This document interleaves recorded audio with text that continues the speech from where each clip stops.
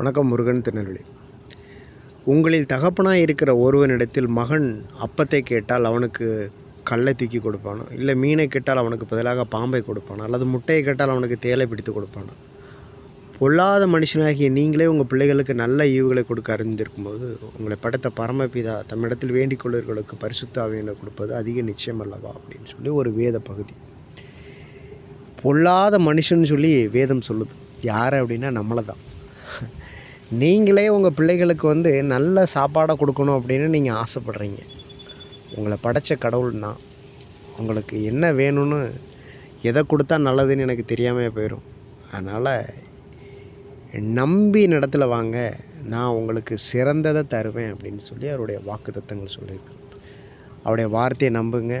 சிறந்ததை நீங்கள் அனுபவிக்கணுன்றது கடவுளுடைய விருப்பம். சிறந்ததை நீங்கள் அனுபவிக்கிற ஆள்களாக இருக்கு. Okay, God bless you.